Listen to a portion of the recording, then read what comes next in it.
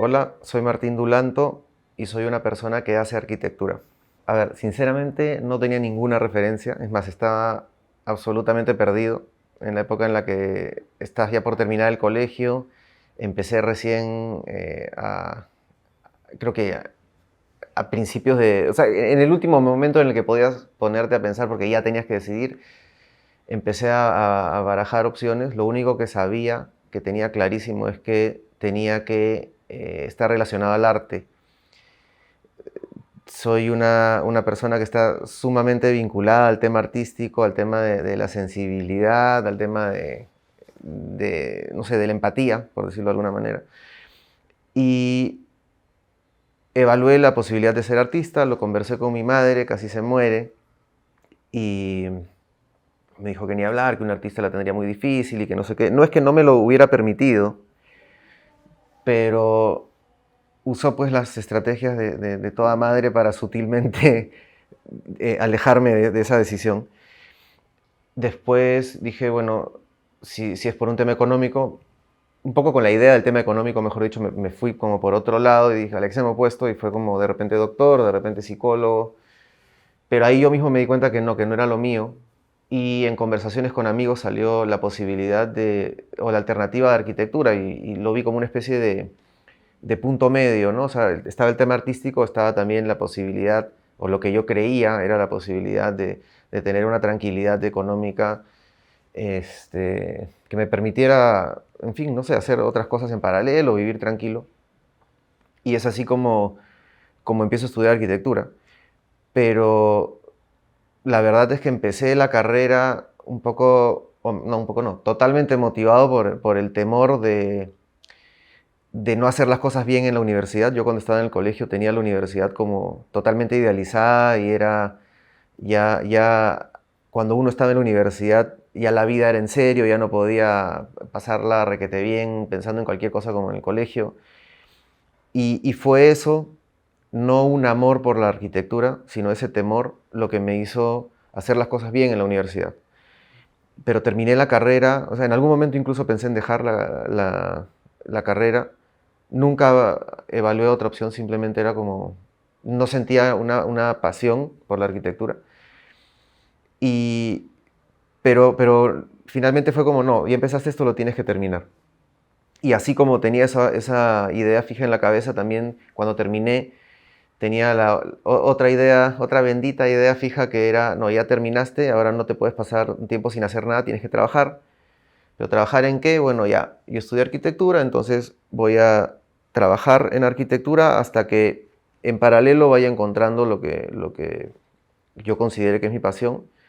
Y es ahí, como creo que 2 años después de haber terminado la carrera, que llego a corregir, creo yo, ciertas imperfecciones o ciertas taras mentales que yo solito, taras y trabas que yo solito me había puesto, como por ejemplo el no ver referentes. Yo sentía que no debía ver referentes durante la carrera, yo sentía que si lo hacía estaba copiando y que no tenía sentido y que todo tenía que salir de mi cabeza. Y en un momento en el que yo estaba diseñando 2 casas de playa al mismo tiempo y sentía que no podía más, no tenía más ideas, no podía más, porque claro, todo trataba de sacarlo de mi cabeza.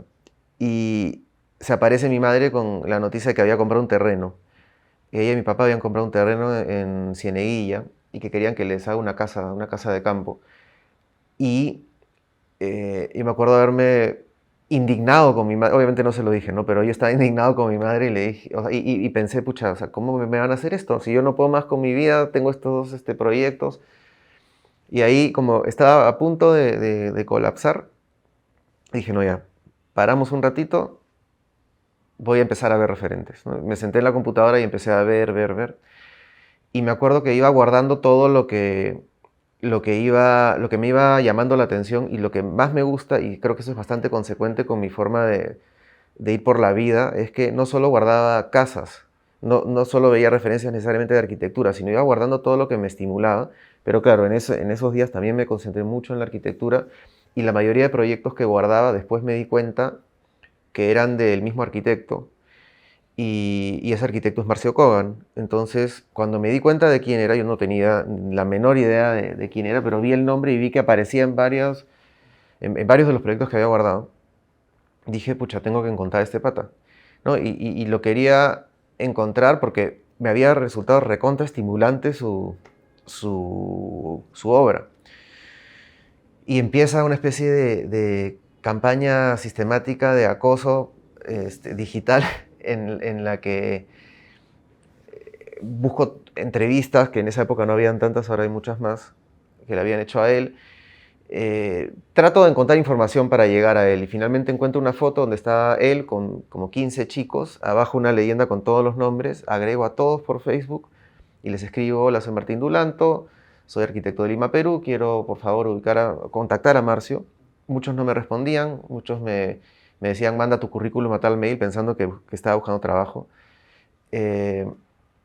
Unos me aceptaban en Facebook, pero nada más. Una señora me aceptó, señora no, arquitecta, arquitecta y señora, me aceptó, pero no me habló, no me dijo nada. Y por estas cosas de la vida, para hacer el cuento corto, llegué a contactar, a ubicar a la hermana de Marcio. Y ella me dijo que estudié de suerte, soy su hermana, le mandé el mismo texto que le mandaba a los demás. Y nos hicimos amigos, y cuando fui a Sao Paulo, ella hizo que yo me pudiera reunir con él. Y al reunirme con él, me acuerdo que estuvimos como 1 hora y pico, y lo que me fascinó es que, y a él también, y lo sé porque después lo hemos hablado, es que de esa 1 hora y pico, el y pico, que deben haber sido 15 o 20 minutos, es lo que hablamos de arquitectura, pero toda la hora previa hablamos de arte, de comida, de qué lugares visitar, de cuáles eran sus rincones favoritos de la ciudad.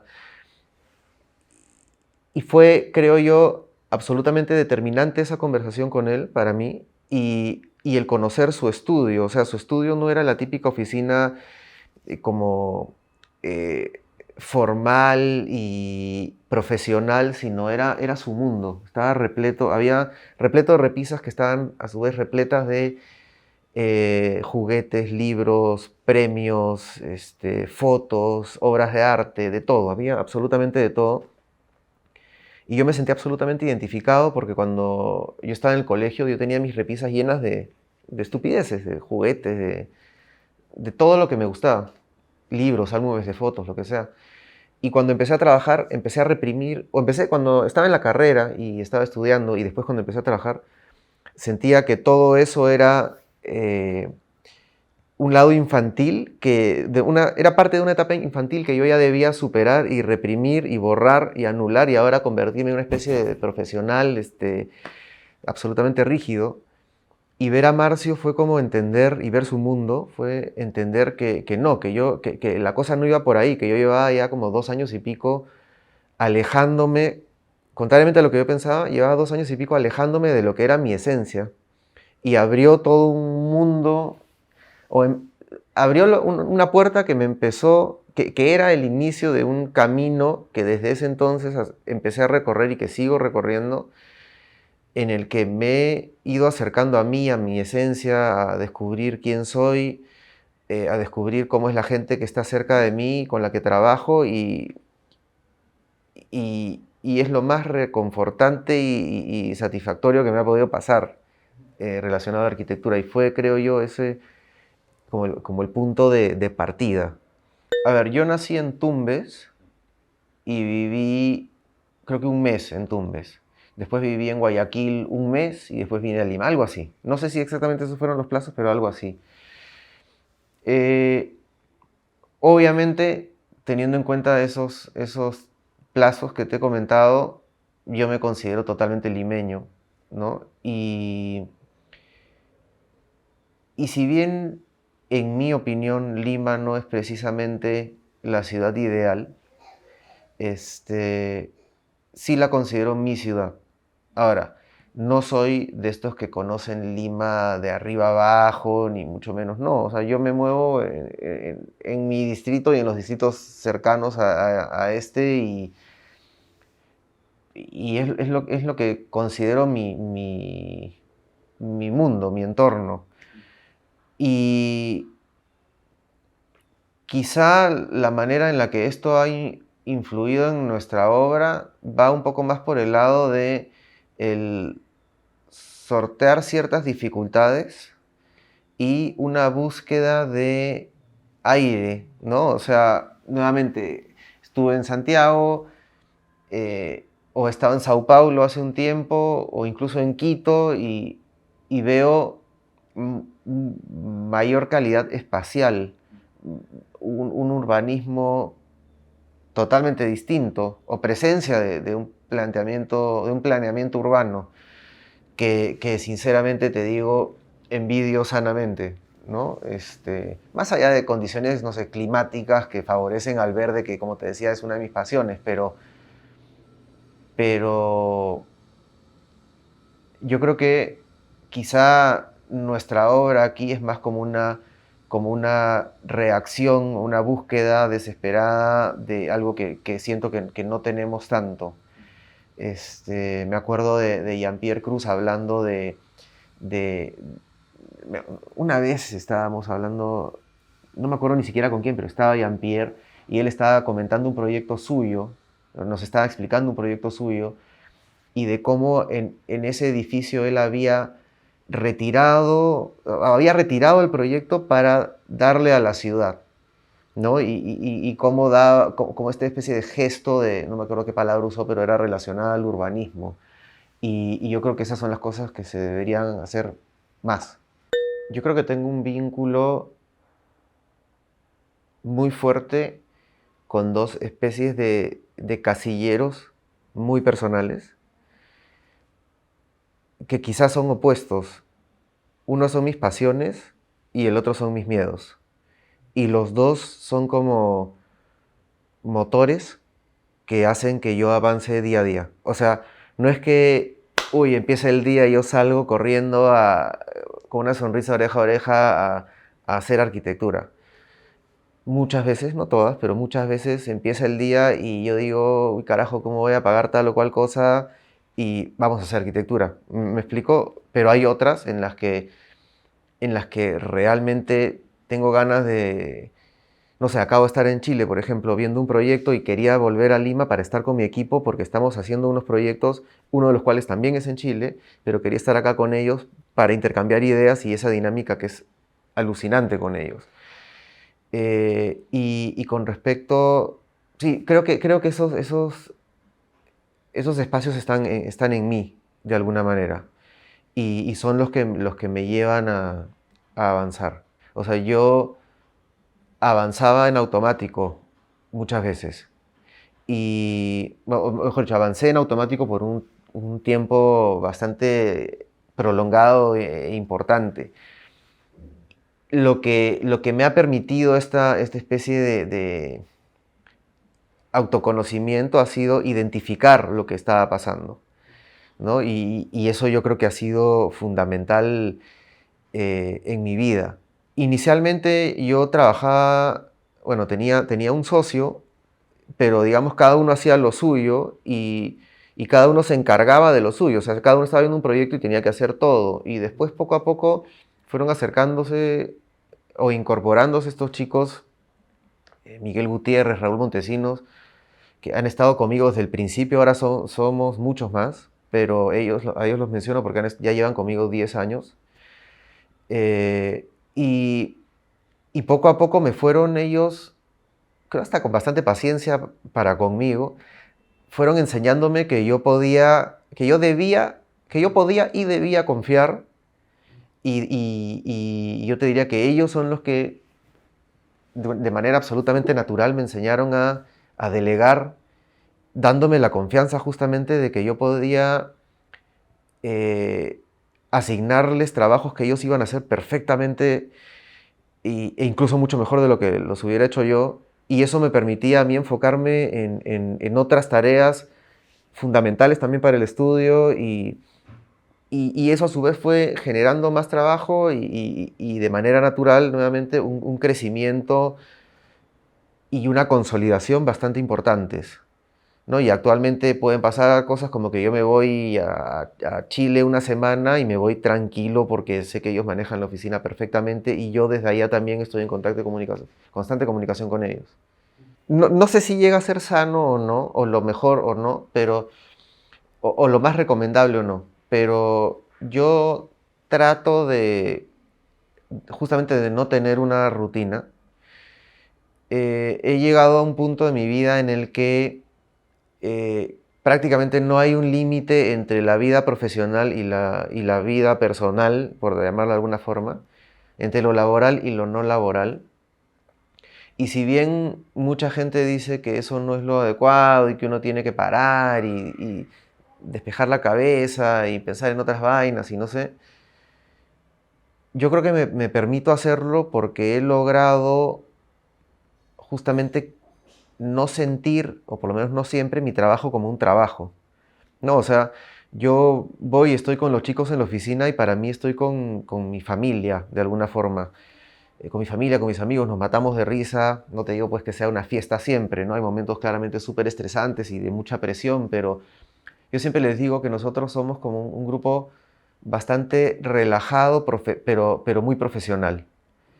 Y me encanta porque ellos también se sienten así. Son un grupo de gente que yo siempre se los digo, eso que uno dice medio en broma, medio en serio, se los digo en broma, riéndome, pero es totalmente en serio. Somos un grupo de gente que somos tan anormales que eso nos hace totalmente normales, ¿no? Porque la gente es así. Entonces, lo chévere es que todos hemos encontrado en este grupo un espacio donde podemos ser nosotros mismos. Y eso hace que cada uno venga con sus fortalezas, sus defectos, y justamente lo que hacemos como equipo es, por un lado, tomar esas fortalezas para potenciar nuestro trabajo y tratar de contener o apoyar en las debilidades que cada uno pueda tener, ¿no? Y eso es lo que creo mejor nos ha funcionado. Y te estoy hablando ya de temas y eso es lo que me encanta de mi trabajo, por más que suene una contradicción, estoy hablándote ya de temas que trascienden a la arquitectura, ¿no? O sea, lo que a mí más me gusta de mi trabajo es justamente lo que se aleja de la arquitectura. Es todo lo que me da la arquitectura, más no necesariamente la arquitectura misma. O sea, ahorita que hemos estado, o que he estado en Santiago mostrándole a los clientes el avance de su casa, fue precioso. O sea, ellos ya me habían llevado a Chile hace como 3 semanas para ver el terreno en Frutillar, al sur de Chile. Y este viaje que fue fue solo a Santiago, era para otros temas de trabajo también, pero lo aprovechamos para que ellos me invitaron a comer a su casa y, y yo les llevé de sorpresa un avance que ellos no se esperaban, ellos solo me estaban invitando a comer. Fue una noche alucinante, divertidísima, alcohol, comida rica, vieron su proyecto, les encantó, ¿no? Entonces, todo eso. Ahora, claro, cualquiera te puede decir, obviamente, pues si te llevan a comer rico y te invitan un par de tragos, ¿quién no la pasa bien? Pero a lo que voy es a lo que uno puede llegar a sentir viendo lo bien que lo que uno hace genera en los demás, ¿no? Eso para mí es valiosísimo. O sea, esos vínculos, ese conocer, porque nosotros para hacer arquitectura, que nos especializamos en arquitectura residencial, siempre les digo a mis clientes, ¿no? Que para hacer arquitectura personalizada tenemos que conocerlos. Y ese conocerlos, ese conversar con ellos, ese entenderlos, a mí me encanta. A ver, yo en los últimos años, y te hablo básicamente a raíz de la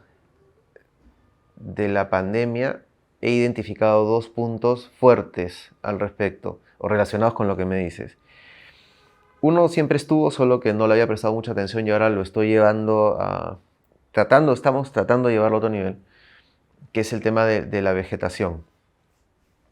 Como puedes ver, además, ¿no? Es como, eh, tengo una fascinación por las plantas, por el contacto con lo verde, por sentirte como abrazado y acompañado de toda esta vida, por decirlo de alguna forma. Lo lindo, entre comillas, y lo divertidísimo, entre comillas también, es que no todos comparten esa fascinación y muchas personas lo ven como una complicación incluso, ¿no? Tratamos como equipo de poner verde en todos los rincones en los que nos lo permiten, y, y los casos en los que no nos lo permiten los vemos como un reto, ¿no? Ok, ¿cómo logramos para nosotros y para el cliente, compensar esa ausencia, esa ausencia del sentimiento que nos da lo verde en alguna otra cosa, y es ahí cuando como que paramos más las antenitas para identificar qué cosa es lo que estimula y mueve al cliente e impregnamos el alma de su casa con eso, ¿no? Y lo otro es una, una especie de, ¿cómo decirlo? Como fascinación y fanatismo por lo simple. Por lo simple, y lo estamos llevando de alguna u otra manera también, o tratando de alguna forma lo austero también. O sea, cuando yo me mudé a este departamento, que es un departamento chiquito y antiguo, un mes antes de que empezara la pandemia, me lo acababa de comprar, y lo poco que me quedó después de pagar la cuota inicial, lo usé para renovar la cocina y renovar el baño de visitas. Porque dije, bueno, empiezo con eso y después ya poco a poco voy haciendo lo demás. El baño de visitas se llegó a terminar y la cocina la desarmaron, y el lunes que la iban a armar empezó la cuarentena. Entonces me quedé 3 meses sin cocina y con un baño de visitas que se había hecho con muy bajo presupuesto, muy poco presupuesto, pero que a pesar de eso quedó, creo yo, bastante bonito, ¿no? O sea, pelamos las paredes que tenían unas mayólicas horribles, el ladrillo roto que estaba detrás de eso simplemente se pintó, el piso se pintó con la misma pintura, el techo también, quedó un espejo, o puse un espejo en toda la pared como solución, porque hubo que adelgazar un muro que colindaba con la cocina para que entrara la refrigeradora. Y, en fin, la poza de piedra me la regaló mi picapedrero, o sea, muy bajo presupuesto, pero es uno de los rincones de mi casa que más me gustan. Ahora, lo irónico es que se terminó el baño de visitas en una etapa en la que empezaba, en el momento, mejor dicho, en que empezaba una etapa en la cual no iba a poder venir visita por un buen tiempo, ¿no? Pero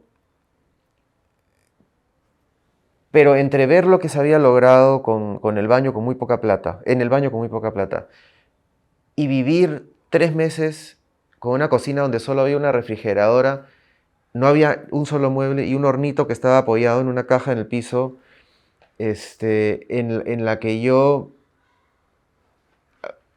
cocinaba todo lo que comía, me hizo disfrutar de la austeridad. O sea, aprendí a hacer arroz en el horno, para que te hagas una idea. Si quería calentarme un vaso con agua, lo tenía que calentar en el horno.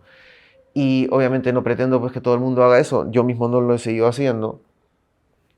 Tampoco es que sea fanático de sufrir así, pero eso me llevó como que a ir más ligero por la arquitectura, ¿no? O sea, o sea, por supuesto tú puedes traer un piso de Italia que es carísimo y precioso, pero si no te alcanzó la plata y tu casa tiene cemento pulido en el piso, el espacio tiene que ser igual de fuerte. Eso es lo que valoramos en la oficina, y eso es lo que buscamos todo el tiempo. Y si tú mezclas eso último que te acabo de decir con la importancia de lo verde, eh, ya sea presente o ausente, pero pensado, tienes, desde mi punto de vista, arquitectura de calidad. En el ámbito de la arquitectura, yo te diría que de arranque Marcio y Diana es su mano derecha, ellos me enseñaron a que yo podía hacer arquitectura sin dejar de ser yo y sin dejar de divertirme, sino al contrario, recontradivirtiéndome y pasándola bien y disfrutando de mi trabajo, de mi equipo, en fin. Pepe Bentín, mi asesor de tesis y una persona fundamental que me dio no la posibilidad, que me ayudó a confiar en mí mismo en un momento en el que todos los que han estudiado arquitectura me van a entender, en el que uno tiene muchas dudas porque tiene muchos miedos y tiene una presión tremenda que es hacer la tesis. Pepe, cuando yo llegaba a su oficina, me decía, uy, ya llegó el hombre palta, ¿no? Y era como, ya me reía nomás, ¿no? Pero este, él él creía mucho en mí y, y me contagió de esa confianza. Ricardo Bofill, y él justamente habla también de la importancia del espacio en sí, no de no de los materiales o los acabados que le pongas.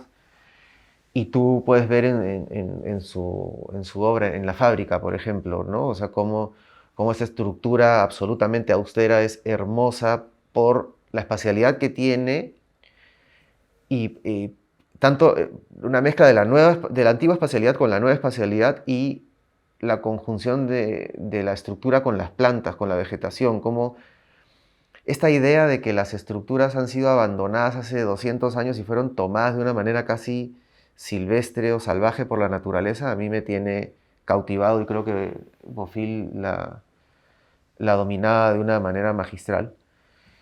Yo te diría que arquitectónicamente esos son los principales, lo que no significa que sean los únicos, ¿no? O que no admire a... Tengo amigos, no tienen que ser necesariamente superestrellas, pero tengo amigos a los que admiro y de los que aprendo mucho. Este, pero aparte de la arquitectura o en un ámbito ya no relacionado al tema arquitectónico, a ver, de arranque mi hija, Siena, este, que ayer, sí, te juro por Dios, ¿eh? Ayer fuimos a comprar McDonald's y regresando me estaba contando, tiene 6 años y medio, ya, estaba contándome de sus amiguitas del colegio y en eso, y me contaba que había un par que competían un montón y en eso me mira y te juro por Dios que en ese instante que me miró a los ojos y le cambió el tono y le cambió la cara y ya no era una niñita de 6 años y medio, me dice algo así como porque yo no voy al colegio a competir, yo voy al colegio a aprender. Y yo me quedé mirándole y fue como, ¿qué carajo acaba de pasar? O sea, ¿qué me acabas de decir? Me fascinó. Por un lado, Siena aprendo mucho de ella, sobre todo de su sensibilidad, de su empatía. Por otro lado, mi mamá.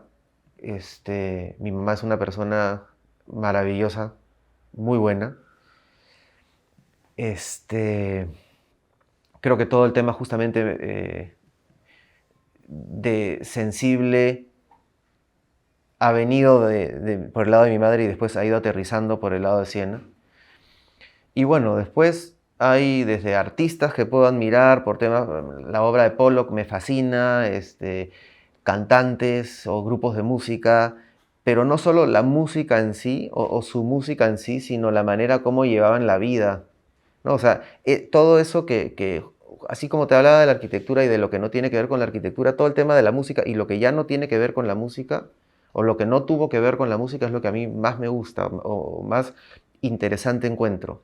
No sé, me fascina Nirvana, la fuerza que tiene Nirvana, pero Kurt Cobain como personaje lo encuentro apasionante, por ejemplo, o Blind Melon. Blind Melon, me encanta la música de Blind Melon, pero Shannon Hoon era una persona absolutamente empática, por ejemplo. Complicada, lo que tú quieras, pero empática. Todo eso es lo que a mí más me enseña. Creo que en el año 2011 o 2012 me llama mi amiga Cristina Dreyfus para dictar un taller 6 en la UPC. Y es una etapa que yo disfruté muchísimo, de arranque estar con Cristina, a quien admiro también, además de ser una linda persona, sabe muchísimo. Y al mismo tiempo creo que no sé si lo hubiera podido hacer yo tan bien sin alguien como ella, porque ella cubría toda esa parte repleta de conocimiento que yo sinceramente no es que domine, y yo cubría todo el lado práctico y el lado como cercano a los alumnos, que ella también lo tiene, pero creo que yo lo tenía un poquito más. Y, y fue bien bonito.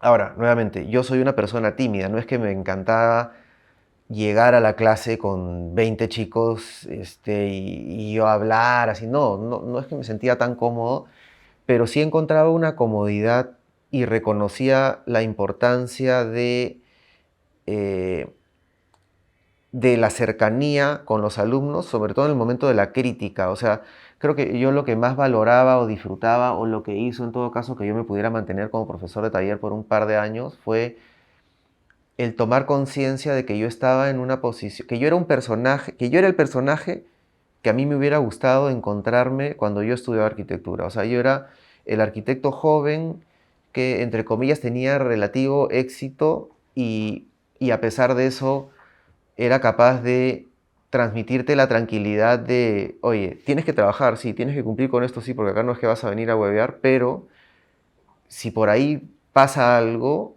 si tu abuela se enfermó, si te enfermaste tú, si el gato te rompió tu, lo que sea, no es el fin del mundo. ¿Me explico? Lo tienes que corregir, tienes que ser responsable, tienes que asumir tu responsabilidad, pero no te vas a morir. O sea, la arquitectura es apasionante, puede llegar a serlo, ¿no? Y es tu responsabilidad, y en fin, pero no puedes permitir que sea un motivo de que sea algo que te enferme, que sea algo que haga que te pierdas el matrimonio de tu hermana. ¿Me explico? O sea, entonces trataba de yo ser ese vínculo que que evitara que se desconectaran de la realidad y que perdieran de alguna manera perspectiva. Que eso es algo que a mí me hubiera encantado tener en mis años de estudiante que lamentablemente no tuve. O sea, yo tenía, como creo que varios de mis compañeros de esa época, teníamos miedo o sea, sentíamos la presión terrible de taller, muchos no dormían casi nunca, o se amanecían muy seguido. Yo no entiendo por qué uno se tiene que amanecer en la medida en que mejor dicho, creo que hay casos inevitables en los que uno se debe amanecer para cumplir con un proyecto de taller, pero siempre he estado en contra desde mi etapa de estudiante, o en la etapa estudiante y sobre todo ahora que ya en la etapa laboral, he estado en contra de esa forma de enseñar la arquitectura en la que a uno le meten una presión espantosa y te tienes que amanecer todo el tiempo para cumplir y no sé qué y no sé cuánto, si te piden un volumen eh, animal de trabajo cuando no sé si es la manera correcta. Ahora, por otro lado, sé que se enseña así en todo el mundo, entonces por algo debe ser, ¿no? Pero yo puedo hablar, yo puedo decir que desde mi experiencia personal no es con lo que yo me he encontrado después en la vida laboral. Ahora, de repente no haríamos la misma arquitectura que hacemos ahora si es que no hubiéramos pasado por eso en algún momento. No lo sé. Creo que lo más difícil ha sido, o la etapa más difícil, porque tú me preguntas por algo, pero creo que es más que nada una etapa, todo esta especie de broma que empezó con la pandemia, cuarentena, y cuando ya estábamos saliendo de eso, arranca el presidente y la correspondiente crisis política y económica, y cuando nos estábamos medio que acostumbrando a eso, empieza una guerra mundial, ¿no? O lo que se asoma como una posible, ojalá negada, guerra mundial. Y aparece broma, ¿no? Pero sí ha habido un sobreesfuerzo de mi parte y de parte de mis chicos que nos ha permitido mantenernos, ¿no? En fin, buscar recursos, buscar trabajo fuera, conseguir ese trabajo fuera. Y ha habido una actitud de no dejarse vencer, sino más bien como, ok, ahora, o sea, nos toca avanzar, solo estamos en un nivel un poquito más difícil, que, pucha, sí, nos está costando un montón, pero creo que dentro de todo la estamos llevando bien y nos está enseñando mucho. Mira, más que un anhelo tipo, no sé, quiero dedicarme a hacer películas o quiero meterme a tener un restaurante, yo te diría que lo que realmente anhelo es ser capaz de... eh,